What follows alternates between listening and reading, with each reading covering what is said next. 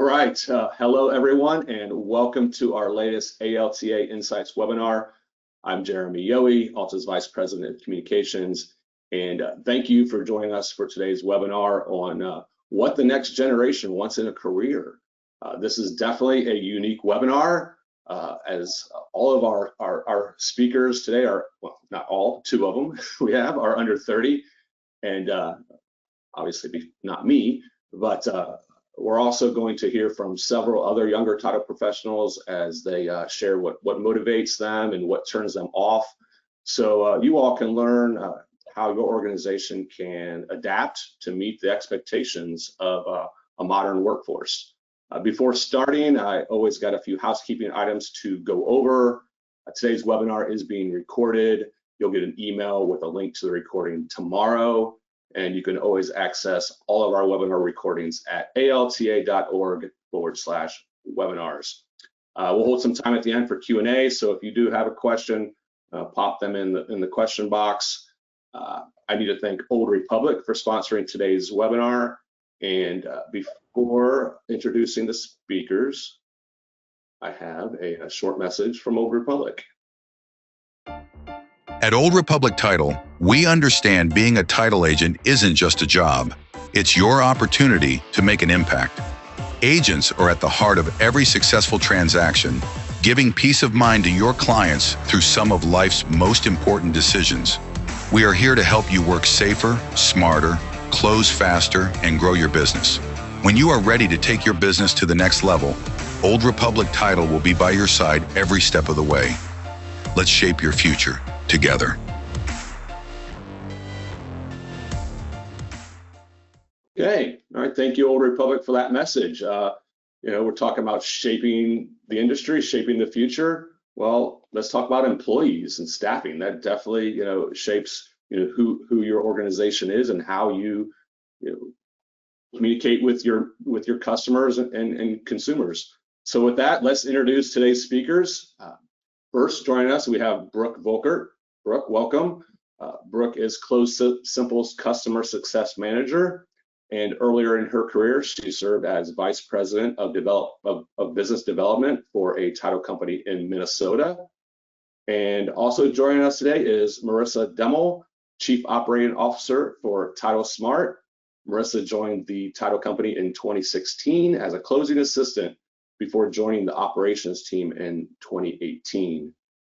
Brooke and Marissa will be leading today's discussion. And as I mentioned, we have some short videos from 3 other title professionals answering some different questions about themselves and working in the industry. So we'll play some short clips. Brooke and Marissa will then provide some additional thoughts following each video. And again, if you have a question, during any of this, please, pop them in the chat box, and we'll get your question answered. We'll hear from Lauren Parks, an attorney with Northwest Title in Columbus, Ohio. Ryder Kalick, co-owner of Alpha Abstract Agency in Pennsylvania, and Amanda Mitchum, Vice President of Business Operations for Capital Title in Michigan. So, professionals, representing many states across the country. We do have a couple of poll questions we want to get just to gauge a little bit of everyone who's here today. So if you don't mind, answer this quick poll question. What is the average age of your staff? We'll just take a few minutes here, a few seconds here, because we don't have, we're scheduled for an hour, but we've got a lot of great content. Looks like we're tracking about the average age, 62, 63%, 41 to 50, Brooke and Marissa. So that's what we're looking at. 0% under 30, 13% over 50. So as we know, definitely a little older industry. Let me close that, and we'll ask this last poll question. Simply, do you have anyone on your staff who's younger than 30? A few more seconds here, and it's coming in about 3/4 do have employees that are younger than 30. So definitely are knowing they need to recruit and hire the next generation. That leads us greatly to this conversation for the two of you to talk about what younger employees are looking for as the industry transitions here. So with that, Brooke and Marissa, I'll turn it over to you. Thank you so much, Jeremy. We're so excited to be here. Something I feel like that makes us unique and unites us both is that we got started in title very young. And so I want to actually ask Marissa, how did you find your way into title? Like, of all the things. Of all the things, why title? Yeah, for me, it really started as a coincidence. I was living out of state and I had a friend who works at Title Smart, our company at the time, and she recommended it as a place that was hiring and thought I would be a good fit. And from there, thankfully, I think what really made a difference for me is that Title Smart really was a place that offered growth internally. I started as a closing assistant, working front desk, working up files, and always had a lot of ambition and was trying to really do my best at everything I was given. And thankfully, that really caught the attention of our leadership team, and they wanted me to be able to use those skills in the operations team company-wide. And so then I moved over to the operations team, which that was really great. I've always loved to just always be learning more aspects of the business that we do. And a couple years ago was promoted to our COO. So now I am here, and tomorrow is actually my 9-year anniversary being hired there. So it's good timing. That's awesome. So you were living out of state. Did you go to college for title? I have a English degree. Yeah. So I think, that's definitely one of those degrees that can be used in just about anything. I think what has really come in handy for me are those reading skills and writing skills.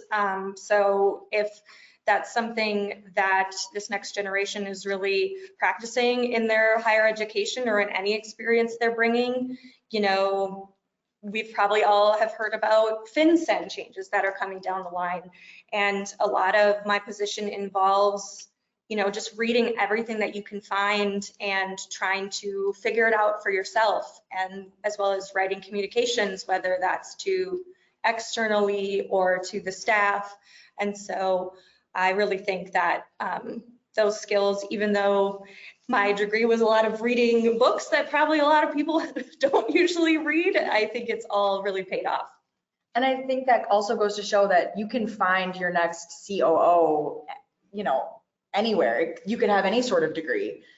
And so obviously now it's been 9 years, congratulations. Thank you. So part of what's so inspiring about your career is obviously starting as an administrative assistant and then, learning, growing, developing, but also staying. And so can you tell me why you think Title Smart or, you as leader have been so successful at retaining younger talent? Yeah, I think the big basis of that was how many awesome mentors that I had there, from especially the senior closing assistant that I worked with a lot at the time, the closer that I worked with, obviously, but also other closers who I could go to for questions when she was out of the office, the title examiners. So I think that if there is a concrete thing of what can we do to kind of create that environment, it is creating a warm and patient, I know we are all so busy, but having the willingness to answer a question and maybe even take the extra step of explaining why you gave the answer that you gave. If you really want to keep great people and you have people who are willing to learn, which that's a great thing in staff, to be able to be a mentor. And I really try to pay that forward in my position now. I tell our new people that start half jokingly, half serious, that I either know the answer, or if I don't know, I know who will know. So I tell them, you can really ask me anything, even if you're not sure it's going to be my realm.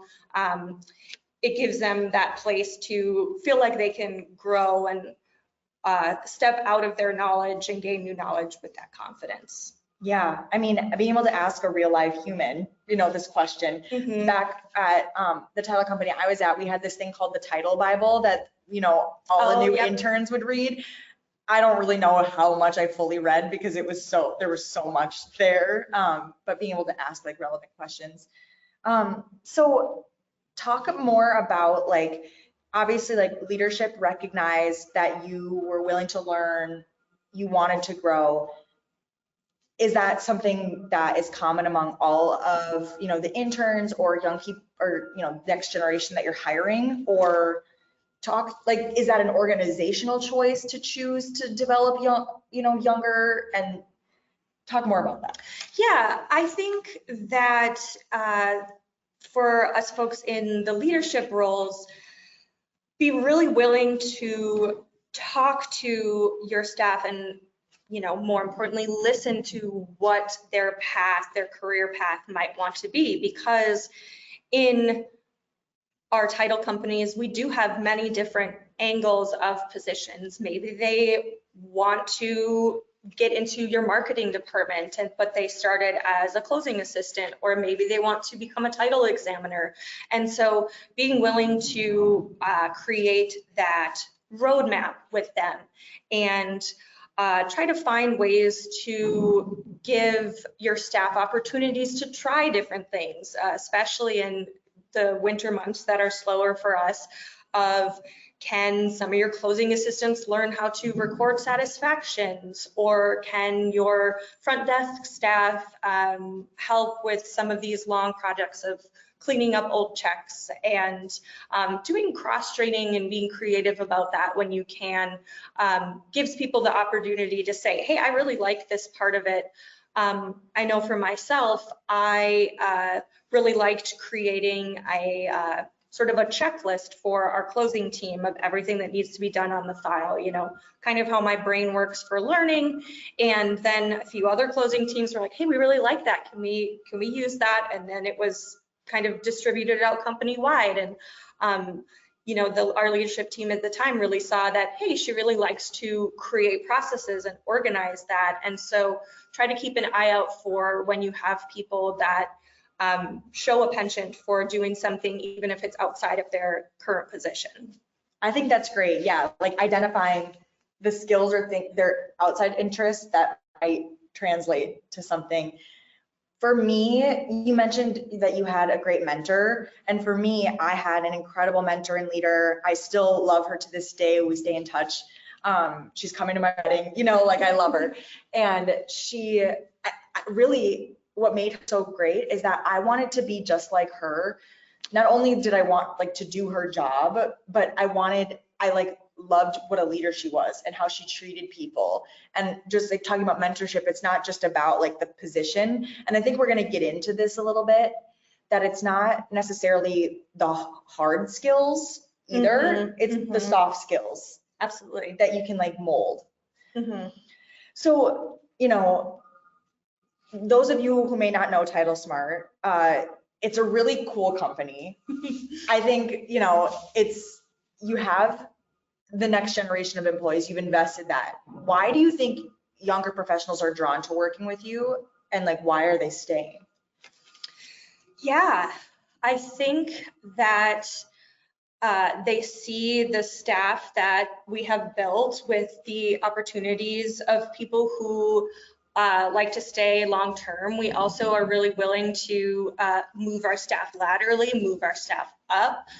So people like stability. I think I also, would be remiss to not mention that we really value paying our people well. And I think that folks in our generation and the next, I think in a good way, are really kind of bucking off this faux pas of talking about money and talking about salary. And so I think that it's really important to keep that in mind of it's doesn't get to be as flashy as other benefits and things that we can do, but that good salary is really, it's worth its weight. And so, that's been something that's really motivated me, and I've really been gratefully had, salary increases as I've gone up in my position, and that's been a big retention thing too. So I think our staff recognize that as well. Yeah, absolutely. Well, especially because you hear title and you don't automatically think it's this like super cool job, right? You may not even think that it pays well because you don't know anything about it. And I think definitely, I don't know in Minnesota now if it's the law to post what you're offering for that position, or I'm not sure. I do know that that varies by state. but like making it sound more, cool, I guess. Like people hear tech, they want to work in tech, or like real estate. You think you can make a lot of money in real estate, or that would be cool. So like, let's make title cool again, for this next generation. I think that a big aspect of it, whether or not it's cool, I don't know. I think we're just getting on the cusp of when we can't say things are cool. But the stability of it, and the ability that even if you don't stay with the same company, that we touch so many really big and really key industries in the US. Real estate, though it has its fluctuations, there's always going to be houses, and being able to move to legal matters, compliance, auditing, banking, all of those, it really gives you a great professional start as a way to build a foundation for your career. Yeah, yeah. And I mean, I think this is the perfect segue, to hear from our panel about like what drew them to the industry, and how they're paving the way for the next generation. Jeremy? Uh-oh, I can't hear you. We can see you're talking. Here we go. I was muting myself so I didn't interrupt the two of you. I was just saying, here we go. And hopefully I play the correct video. We got Lauren with her first. So I was initially drawn to the title and escrow industry when I purchased and sold my first home. Through that, I realized the importance of having a trustworthy title agency to be on your side. I live in quite a small town, so I discovered that there are little to no attorneys in our town that people could really turn to for advice in this industry. So it was clear that our community was in need of an attorney that could really help guide and navigate the complexities of real estate. All right, so Lauren learned about the industry through buying a house. So, and saw an opportunity in her community and jumped in. I mean, what I think is cool about her story is that she recognized that there was opportunity for her, because it wasn't like there was 20 people from her graduating class all fighting to be real estate attorneys in that town. So, I mean, I think we talk about these adjacent careers, like you notice it when you come from title, you notice it when you, or when you're in title, you see real estate agents, you see all these different factions, and how maybe there's people in those adjacent that we can recruit and attract to title. Yeah, I think that it can show you a lot of different opportunities that are there. And I think that kind of what she said, saying, I noticed something that nobody else seemed to be noticing. I think there is really something great about that, of newer hires in the next generation, that they might come in and look at the way you have always done things with fresh eyes. And I know none of us love change, but it can be really beneficial when to be able to listen to your staff, who I always try to, emphasize that we rely on them. They're the ones out on the streets with it every day and doing those tasks, that if they have something that says, I think we could do this a better way, it can be really important to listen to that and to encourage them to offer those resources. Something that we've found really helpful is, we call it our shared drive. That might be the technical Microsoft term, but I'm sure whatever platform you use at your company, you probably have one. It's a place where everybody can access the resources. We've got hundreds of different manuals and spreadsheets of, how do you get a payoff from this one random bank that somebody did 3 years ago, but now I have a place to start. So I think we try with that to really show our staff that we see them as the experts that they are and encourage them to create this massive resource of information. Yeah, that's awesome. Like your own title Bible, basically. Yes, yeah. So next we're gonna kind of get into like leadership lessons and even like challenges. I know it's not always smooth sailing. You know, obviously we've all dealt with some challenging clients, right? Some challenging transactions where the seller chops down a tree and won't let anybody get in the driveway, do closing or whatever. Can you talk about like the biggest, you know, lessons or challenges you faced, especially as being a young woman, like growing as a leader? Yeah, I think, I think in my early days as a closing assistant, the hardest times were when someone had a question that I didn't know the answer to, because we all are most comfortable when we know what we're talking about. And so being able to coach your newer staff, your staff without as much experience, as, you know, literally with scripts of how they can say, I'm not sure about that. Let me take that down. Let me make sure I have it right. I'm going to repeat it back to you what your concern is. And then I'm going to ask my closer or ask my title examiner. And then I will, you know, action item, call you back, email you back. They will email you back. Being able to have that structure can be really helpful. Sometimes people just, you know, they're on the spot and they don't know what to say and the other person's upset. And so I try to still do that now if I don't know the answer to something, being really clear. And I think also then once they come to you with that question, giving them the answer, giving them the explanation, and so that they know next time, or pointing them to a resource that they could have used, maybe they didn't realize or have on the spot, but keeping using those as learning moments and growing moments. And now I think too of, I really pioneered our RON program, our remote online notary program, and was teaching all of these closers how to use the platform. And a few of them gave me some really great feedback of just, hey, I really appreciate how you know, patient and courteous you've been. Like, it's just really scary to not know how to do something, especially for these closers who the stuff that they know so well, and they probably know it a little better than me. But trying to pay that back of that too, of, yeah, we all don't like being the one who is confused. And so anytime that you can teach that with grace, I think is just a great way to grow all of your company stronger. That's amazing. And that actually transitions us perfectly to our next video with Ryder, who's going to talk about values.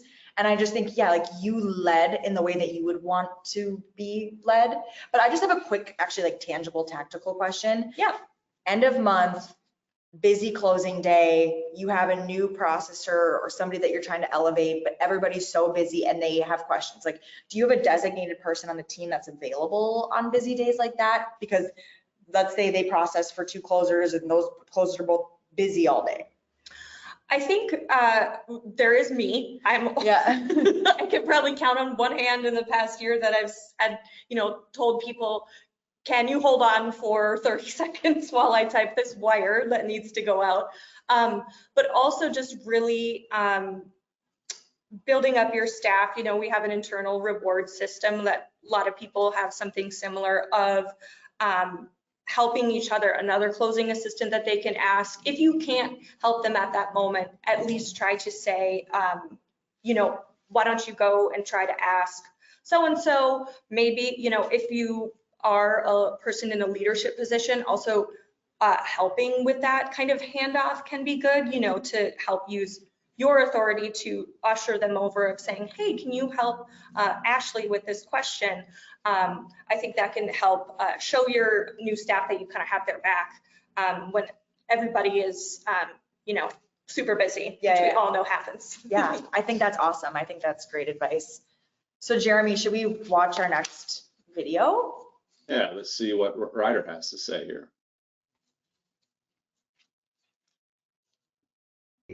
I think that's very true. Starting a company is very much trial by fire, and I never had anybody formally teach me how to run a title company or any company for that matter. And so everything we have and all the infrastructure that we've set up is more or less self-taught, and that has its pros and cons. But one of the non-negotiables is the company core values. And I used to think core values were something that was just, on the wall of the office that nobody ever paid attention to, and it was just kind of fluff.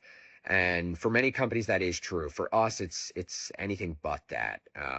My mentor once told me that eventually you're going to grow and you're going to hire people, and in order to trust them, you're going to have to make sure that they care about the same things that you cared about when you did that job. And that's what core values are. So from that, we essentially created three company core values, which are extreme ownership, a positive outlook, and customer satisfaction. And it's something that we hire on, we fire on it. We talk about it all the time. We do appreciations every week. We have a weekly core value that we practice. We have a quarterly core value that we recognize each other for, and there's ultimately a winner for it, whoever embodied that quarterly core value the most. So it's very real. It's something that, is very much alive in our culture, and it's important for the exact reason I said, which is removing myself from the day-to-day work is only possible when I am hiring people that I know are going to take care of the work the same way that I did. And the way that we enforce that is making sure that they embody the things that we care about most.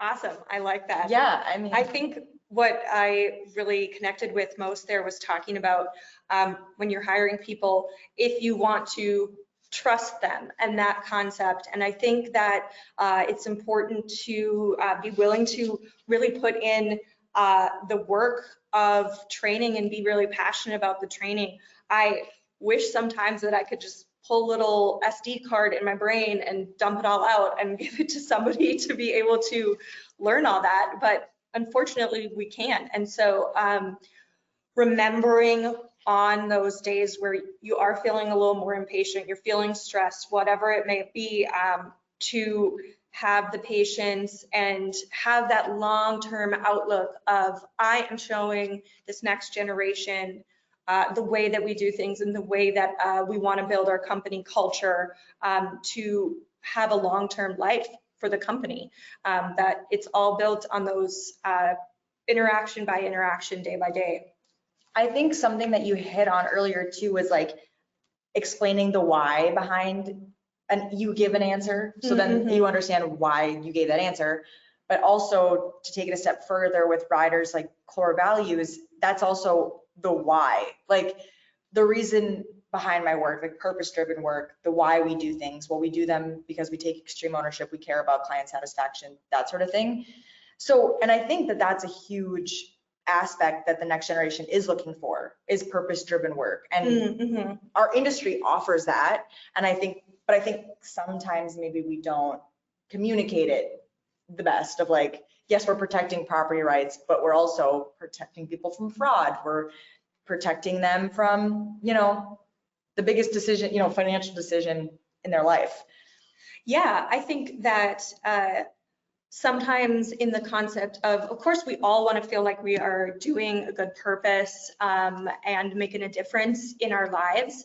And I think from an employment standpoint, sometimes, I know even myself, I get pigeonholed into, well, if I'm not working for a charity or a school, what does that mean? What does that look like? Because, most of us are not. Yeah. And I think there is something in being that a warm and welcome presence to your coworkers and to your newer hires. Everybody's got to come to work and do their job. And I really think it does make a difference to be able to work at a place where you feel like you can ask a question. You feel like you can bring up where you realize you made a mistake, and that it'll be worked through together with you, and that people care about you learning, people care about that you feel fulfilled and you feel like you have a career path. And so I think that helps too. I think we always can do better when we feel like there's a good meaning behind what we do. That's awesome. I mean, what I heard is like your culture really drives the success of your new hires and helps you retain. Yeah, absolutely. So Sorry, as the old person here, I would chime in. Yeah, I think the message from Ryder and what you two are talking about is so right on. I mean, I'm probably twice as old as some of the people on this call, but that purpose, having a purpose, and if you're at a company that it's transparent, it's clear that's the culture and that's what we're all striving for, that is going to attract younger people who are looking for a very similar thing. and take it a step further, like you can post it on your job listing. Like you should be posting if you're hiring by those values and firing by those values. And that can help definitely attract talent. So our next segment is about, how to adapt your tools, processes, communication to engage a multi-generational workforce, because we're not saying, we don't want to replace our other generations. We want to empower everybody to work together and have fun together. So Amanda Mitchum is going to be answering that in her video.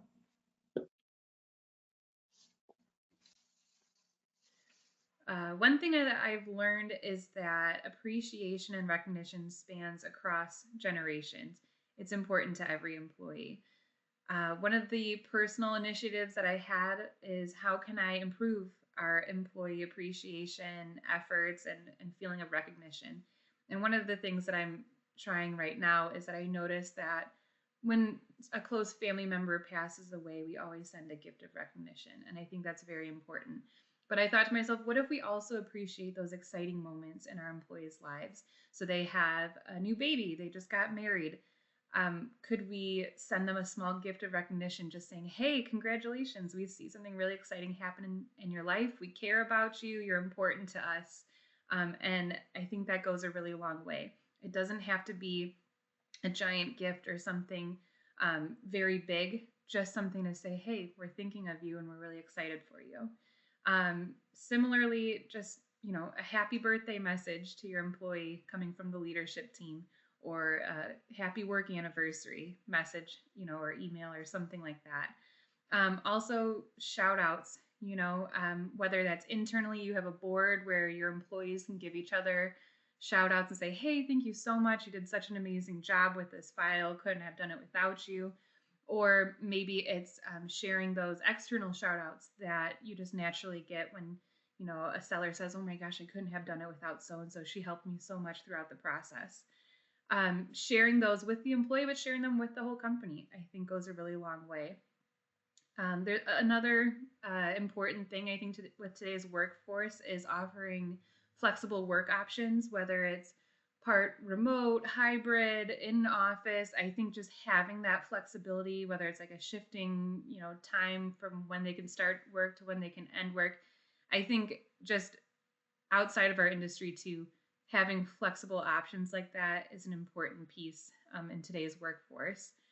And then communication. This is another one that's, it's free to communicate, right? But you need to find that sweet spot. So you want to find what really works with your employees between under communicating and over communicating, and what really lands with your employees. And this is something that I'm working on now. And I have a few trusted employees who I say, how did I do with that message? Did that come across all right? Should I have said more? Should I have said it differently? Should I have said less? And having those people to say, yeah, maybe you could have done it this way instead, helps me grow and helps me improve how I'm communicating with my employees. And lastly, I think another really important thing, especially when you're looking at your younger professionals, is how can you improve your processes, improve your software that you're using?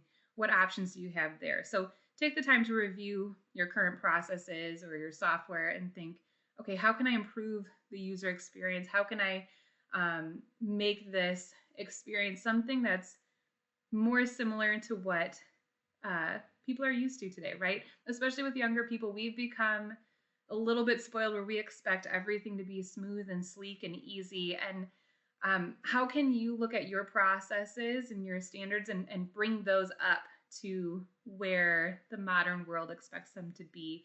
I think that goes a long way in retaining your workforce as well. That was great. That was great. I wish she was here. I could more questions. I know, I'll connect you two after, but Sweet. I think what I really liked about what she said is like a way that you can kind of connect two of those, both the flexible work options and the technology. You know, obviously hybrid and remote work is a huge topic in the past 5 years. We all know why. That all started by under duress. But I think we can really challenge ourselves that if we do have some hangups about remote work, sit down with your decision makers and really get it into concrete matters. You know, is it we don't have the technology to support them? Is it security concerns? Is it I'm just worried they won't actually be getting work done? You know, all of those have different concrete solutions, and they aren't always things that will just make it possible for hybrid work. They also just really make your company more mobile and more modern. Some examples that we've implemented recently is we did a big upgrade to VoIP phones, voice over IP, so effectively using internet instead of phone lines, meaning that I can take a call on my work extension from my cell phone, from my laptop at home, really keeps everybody connected and reachable, you know, and still not having to give out your cell phone number. That can be an important boundary for people.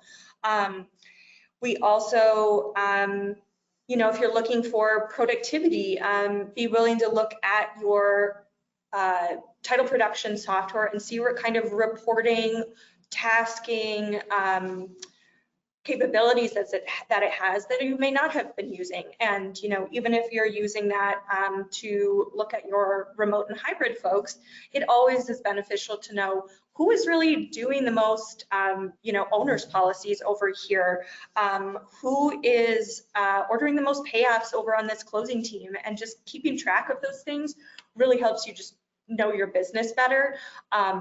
So be willing to look at those remote and flexible options, not just in themselves, but to improve your the modernization of your company as a whole. absolutely. And something I loved that Amanda mentioned too was the sliding start and finish, because we all know like there's a lot of work to get done and people need to be able to reach you, right? So I love the voice over IP where they can reach you. But I feel like every closer processor that I've met that like pretty much had kids, I would love to know what the stats are of like how many are either taking care of children or aging parents, or maybe they have a brother who needs a little extra help, you know? And being able to start early and end early, maybe to pick somebody up, or to be able to like take off time in the middle of the day, but you work a little bit later so you can run errands, like having that flexibility, and those emails will still get done. But like having options like that, I think is also something that the next generation is looking for, because they may have been used to that now with a previous job. So yeah. Yeah, I think that's really great. We have a really unique structure at TitleSmart where many of our closers are independent contractors who bring us their book of business, and that gives them a lot more flexibility. Their assisting teams and our you know, behind the scenes staff are W-2 more classic employees. And so we have some closers who love to come in and start work at 4 or 5 a.m., not me personally, or they like to work till 8 p.m. at night, and that's the great flexibility of that. And so if you have an employee who can fill in, is also willing to do some of that space and fill in those times, you know, be willing to look at, obviously we need coverage, we need to, you know, be available for our clients, but there's almost always a way to be flexible and to be aware of everybody's needs and be able to, see our staff as people, Yeah. because we all are. Yeah. I mean, Sorry, I'll interject real quick. I thought her comments about communication and that's so key. And then you even have to get deeper because young or old, everyone has their different communication style. They may be more of a reserved, quiet in the meetings. They want to listen and then need time to process, and then provide an answer versus, you may have, more extroverted people who, talk a little bit more and share their thoughts more freely.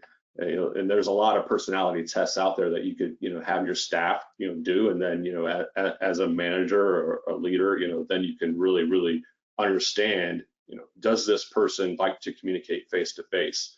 Do they prefer email? Do I need to text them? How do they like to receive and share information? Yeah, and I think she would emphasize a really good point too of like, be willing to hear feedback on it and, be willing to deliver a message, maybe in a way that you yourself is not your own communication style. I try to really pay attention to that when, I do have to email our staff on a lot of things. A lot of things are going on, but trying to remember, try out different ways to get that information out and then, be welcome to feedback and watch how, the level of response or, watch how the level of response comes back from that to be able to take that of like, oh, maybe I should try that sort of system going forward. Something the owners of the title company that I worked for did is we had, I don't even know, like 9 metro locations. And every Friday they would drive around and like pick up the packages or recordings for that week or whatever. I honestly kind of forget what. You're right. Okay. Recordings and files. And so they would pick them up, but then also that was like FaceTime and they would divide and conquer. But, so many people probably on this call have multiple office locations or they have part remote hybrid work. And if you can't get that FaceTime, like even just investing in webcams so you can somehow get together. And I know we're talking about face-to-face. You don't even have to have the camera on maybe, but just taking the time to get together. Here at Close Simple, we do it like 4 times a year where we're all just together, and I think that's important too. Yeah, I think what she said about shout outs reminded me of what you said. We especially try to think about the positions that might not really get enough face time or recognition from other people. Maybe they're a closing assistant in our smallest branch, but they really, every time that the closers go there to do a closing, they're going, wow, he or she is so amazing. So being able to give those shout outs, whatever way your company does recognition, if that's a yearly award. I think we have a best kept secret award. So it's always just really fun to see those staff receive that who, they are just working hard and doing their job and being able to say on the leadership team, hey, we see you, we recognize that. Yeah. Now our next segment is a little less fun because I feel like that was kind of fun, like, engagement, rewards, that sort of thing, or awards. Now we kind of are going to talk about imposter syndrome because let's be real, we've all been there. And if you haven't, you might experience it someday. Jeremy, can you play 2 videos back to back, Ryder's and then Lauren's? Sure. And I would just add, I think posture syndrome does not know age. So. Yeah, exactly. All right, we'll start here with Ryder, and then yes, we'll wrap up with Lauren.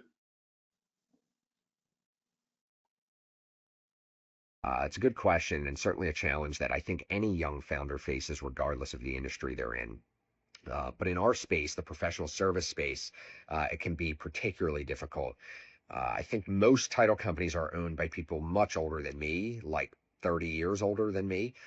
So it was easy in especially early in my career to have that type of imposter syndrome, where you have a natural lack of respect from the people you work with because you're so young. And I think the way that I've always overcome that was just working hard and showing them that I actually do know what I'm talking about. And that comes with, self-confidence about knowing the material and the subject matter that you work in. So there's really no shortcut there, and you have to genuinely know the space. And I think that will naturally work itself out by working hard and taking accountability for the space that you're in, and learning the material, so that when you have these conversations, it's really just an initial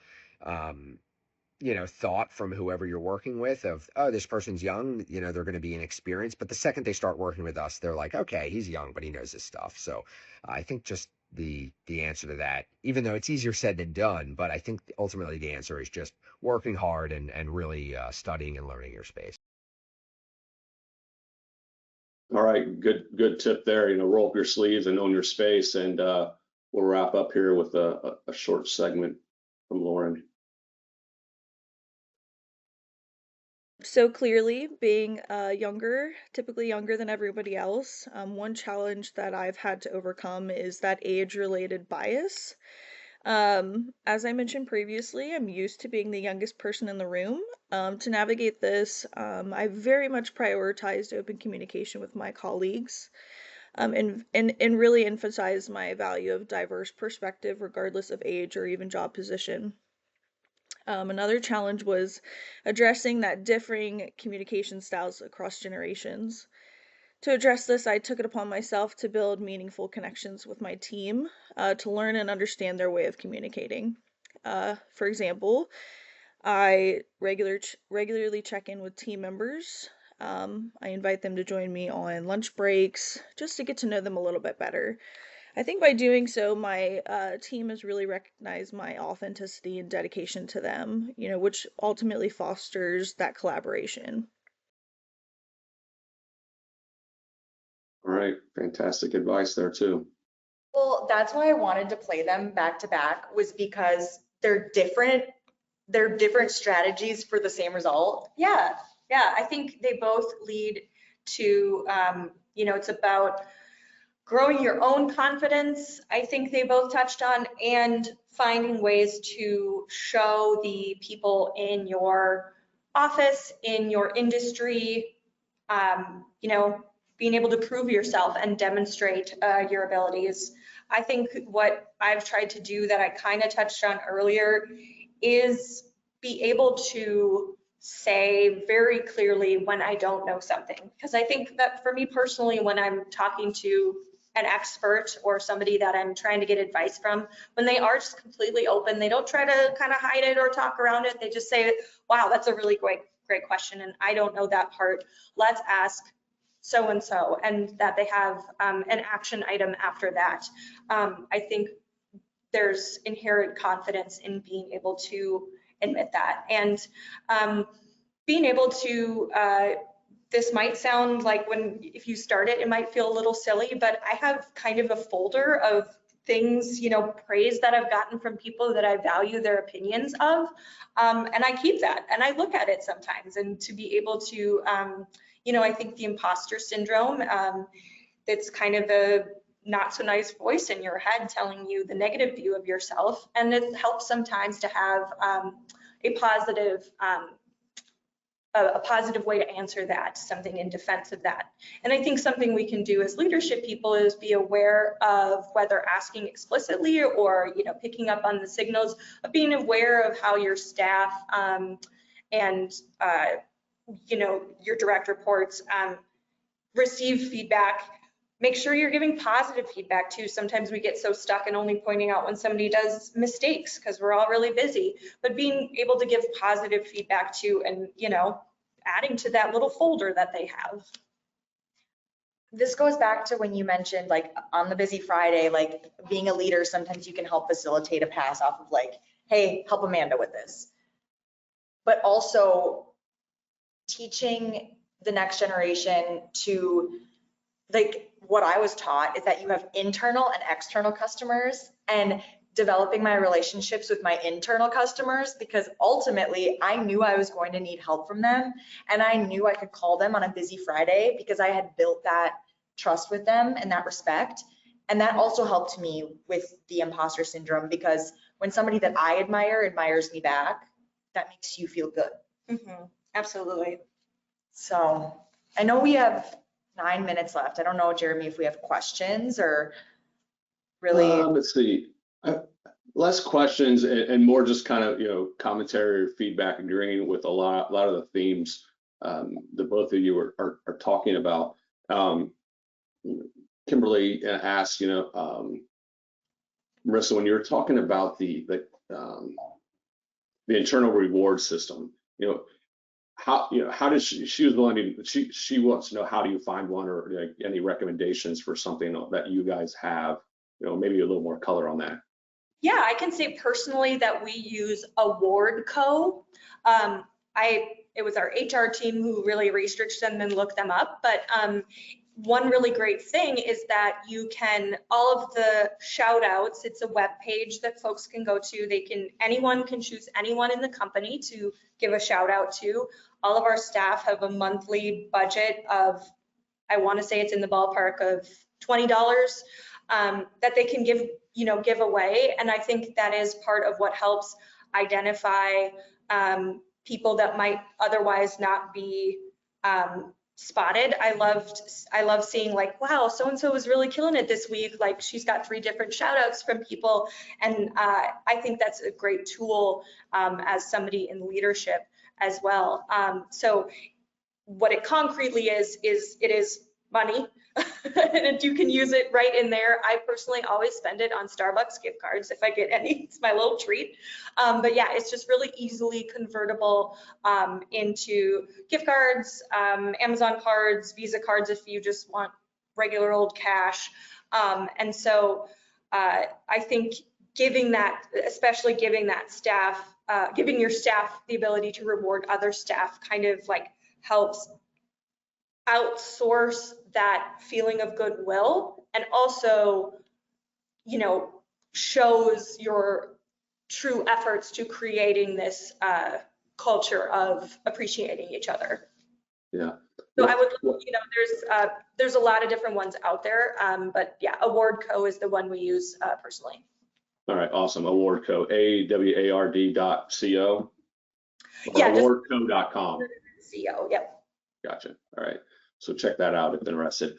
A couple of questions on, how do you find younger people like you two? I'll share a quick story. I was intrigued by Amanda, who bought a house and saw there was an opportunity for a career. I would say, keep your eyes open. See the people who are buying a home. They might be buying their first time home, so they're probably under 30. How are they communicating with you? Did they arrive on time? Were they organized? Were they pleasant during the closing? You might have a future employee right across the closing table from you. And I work remotely, and so I get a lot of people at my door and salespeople all the time. And just 2 weeks ago, I had someone stop by, college student at Indiana University, and he was trying to sell lawn care or pesticides or something, and I just actually canceled a contract with the previous one. And the same day, someone else shows up. So, but he was persistently, he was persistent in a pleasant way. He knew his stuff. He knew his company. He knew all the chemicals on how to treat different insects. Even though I kept saying no, he kept trying in a nice way. And so I finally shut the door, and he walked away. And I came back to my desk, and I was like, this guy was really good. And I tracked him down at the next house, and I gave him my business card, and I asked a little bit more about him. And his major is marketing. And I asked him if he ever heard about the title insurance industry. And he was like, no. And I'm like, well, if you're ever looking for an internship, or, you need a career path, give me a call, because there are title companies, and we have ALTA members in every county of the country. So, it's being aware, keeping your eyes open, and get back to what I said. You might have a future employee right in front of you. So long story short, then my question is to you is, any recommendations for title companies to recruit that next gen? Where should they be looking? I mean, I would say the same as you, Jeremy. I was literally a receptionist at a hair salon when my boss came in to get her hair done, and that's like how I kind of developed a rapport with her. So yeah, literally the places you would least expect it. The English majors of the world. Yep. Who just got a recommendation from their friend. Yeah. Yeah. And I think that just remember that anytime you are emailing, another title company, I'm not trying to say go out there poaching, but that when you're emailing with realtors and other title companies and everybody in your industry, you just want to give off that manner of respect and helpfulness that, if somebody that happened to be on that email chain down the line is looking to make a lateral move, they will remember you as representing your company and its culture well. Well, Amanda Mitchum, she was a real estate agent and she transitioned to title because she was looking for more stability. And think about, I mean, in Minnesota alone, we have like 20,000 real estate agents and 15 of them sell one house a year or whatever. So like those are people who understand the industry, have room to grow, but might be looking for what we can offer. Yeah. It's you guys touched on it. It's hiring for your culture. It's finding that person that's driven and wants to learn, roll up their sleeves, like Ryder said, and bring them in, help them, coach them, mentor them, and let them rise up. Had a couple of questions also about compensation. We're not going to get into specific details, but the BLS database, you can always utilize that to see what the average salary is for title professionals in your state. ALTA a few years ago did a compensation index that does comparisons. That's not free. If you're interested, ping me after the email and I'll dig it up, and it might be helpful for you. Let's see here. What else do I want to touch on? Just one other quick plug for ALTA. This is something that's coming soon. ALTA's marketing committee is developing kind of a guide of best practices to help title companies develop an internship program. So, connecting with your local universities, colleges, higher education institutions, and recruiting, college age students and teaching them the industry as well. So that will be coming later this year. Yeah, we have really great seasonal hires that we bring in to help with our front desks in the summer, which we all know is our busiest time. And, they get to, we have a few that have come back year after year, and you do get to learn so much just from taking all these phone calls, hearing the terminology, starting to see the documents. And so that can be a really great place to start for folks. All right, and I had a question if Ryder could repeat his 3 core values. It was a pre-recorded video kind of at the top of the hour, so we will not replay his core videos, and I don't have remember. Extreme ownership. Ooh. Customer satisfaction and positive outlook. Extreme ownership, positive outlook, and customer satisfaction. Nailed it. There you go, Ryder. Boom. All right. And if you need to listen back to it again, a recording of the webinar will be emailed to you all tomorrow. And as I mentioned, all of our webinar recordings are on ALTA's website at alta.org/webinars. Brooke, Marissa, any parting words? You guys offered a lot of advice, suggestions from the next gen. Yeah, I think my main takeaway is just being able to, if you're newer to the industry, finding those mentors, and if you've been here a bit, being a mentor. It really, we get out what we put into it, I think that really applies here. Bless you. All right, well that will conclude today's webinar. I need to thank Old Republic once again for sponsoring today's presentation. And we should also, take a quick moment to thank Bill Svoboda, founder of Close Simple, for coming up with the concept for today's webinar. I asked him to participate, but he said he was too old, even though I've got I think I'm pretty sure I got a decade on him. But anyway, Marissa, Brooke, thank you for participating. Thank you for offering the analysis of the videos we shared. And, here's to the next gen. Thank you. Keeping the industry strong, helping people buy homes. Thanks, Jeremy. All right. Take care, everyone.